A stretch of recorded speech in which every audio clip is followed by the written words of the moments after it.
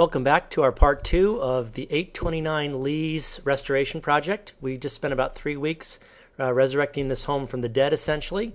And let's go back inside and meet with the owner and see what he thinks of our completed project. Hi, I'd like to introduce you to the owner here, Robert Ramos, the owner of 829 Lee's. And we're back here just with the last couple days of cleanup. And you're digging in with some sweat and hard labor here, cleaning up the bathroom and stuff. Now that you see the completed project, what's your reaction to the home in terms of how it looks? It's amazing compared to what we started with, and it never looked this nice the whole time I lived here. And well, take me back to what did it look like before? Because I remember when we met, and my quick memory was that it was sort of like a little frat house, and we had a blown-out plate glass window, and a keg in the backyard, and a drunk guy sleeping on the couch. Right. It was a frat house, actually. Pretty close to an actual frat house. Those are my 2 sons, 4 exchange students, and lots of girls. The one thing that I kept on stressing was that I'm trying to make money for you, basically. Is that if we put money into the property, if we invest $1, we're going to get $2 out or even $3 out. And when I looked at this home, I could quickly assess that it would probably be at least about $10,000 to rehab the property. And it's turned out, now that we, and I'll go through this later in the video, is that we've probably spent about $14,000 total to do this thorough remodel. And my reaction is I knew that it would pay off, but I think I asked you this question yesterday. In terms of investing that $14,000, how much difference do you think a typical buyer might see when they see this home for the first time and they react to it, comparing maybe what it looked like before versus now? What type of return do you see? What type of increase in value?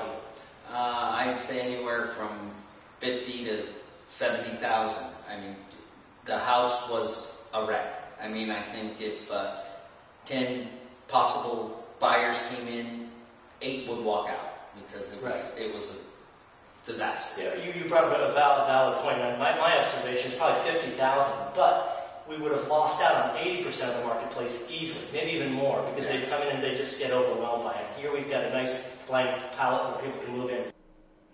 So to give you an overview of what was done, we like to focus on the cosmetic items because those return sort of, if you will, the greatest emotional impact when it comes to having a buyer look at a home. On this particular home, the roof did need to be replaced, and that was actually turned out to be a $15,000 cost, basically the same cost as what we ended up redoing the entire interior for. But we let the roof go until we negotiated an $8,000 credit to be given to the buyer in escrow, proving that a new $15,000 roof wouldn't even return 50 cents on the dollar. But for $15,000 worth of interior work, we were able to completely redo all the visual surfaces, and that would include paint, the linoleum, carpet, refinishing the hardwood floors, replacing all the doorknobs, the light switches, the outlets, the interior light fixtures. We also replaced one exterior door, and the cooktop and range was so kind of ugly, we thought we'd replace that with a nice stainless steel unit, and we replaced the range hood at the same time. So we gave it a complete cosmetic facelift that really transformed the interior character of the property. One of the major expenses was painting the interior of the property, which the cost on that was $4,400. In addition to the $4,400, we spent $1,800 on removing the acoustical ceilings in the house, which a lot of times people call popcorn.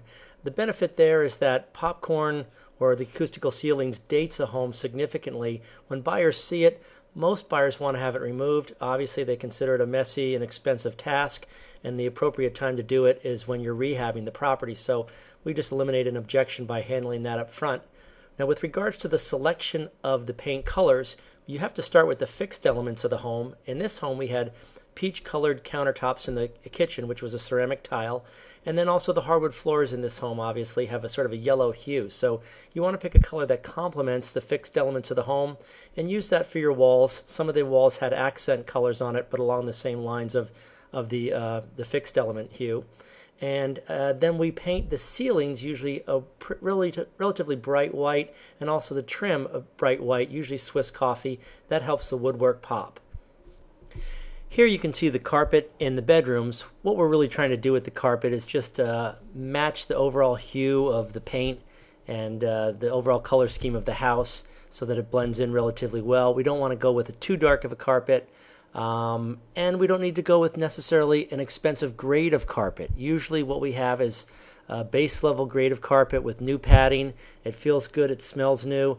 It's not what you might select if it was your own home at $30 a square yard or $40 a square yard, but it looks good, and the actual cost is around $13 a square yard installed, maybe $14 a square yard at the most. Here, for these 4 bedrooms, the total cost was $1,000 for the carpet.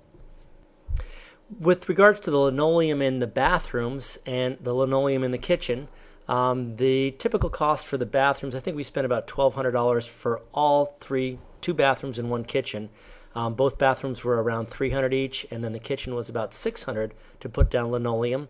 As I mentioned before, we have the painter put on the wood-based boards instead of the ugly vinyl ones. And when it comes to picking out linoleum, we're again looking for a base grade linoleum that looks new, looks fresh.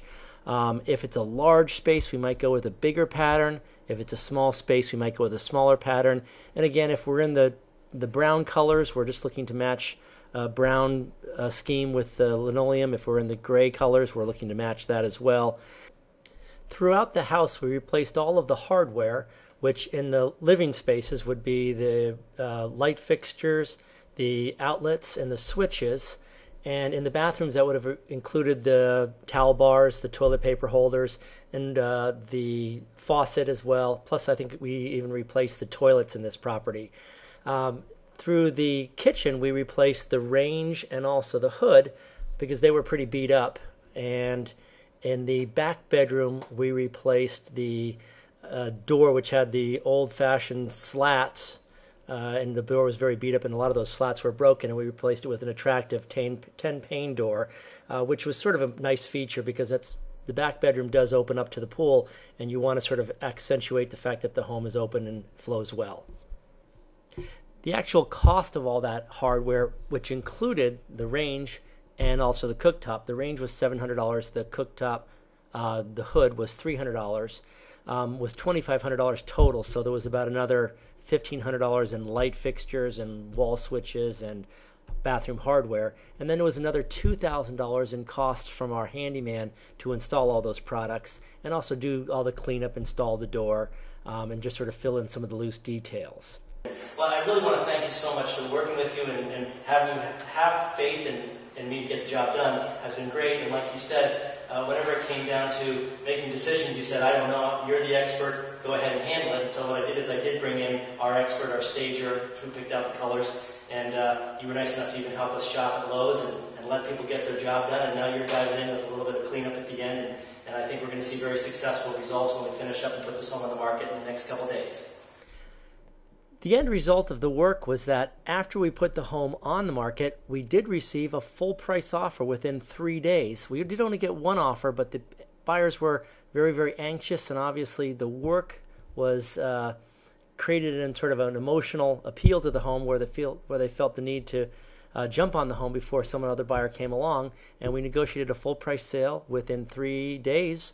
And it closed escrow in 45. So I think it was a very, very successful project in that the 3 weeks of preparation time mitigated having to come down thousands in price and also having to take 3 or 4 months to sell the property, obviously putting a lot more money in the owner's pocket.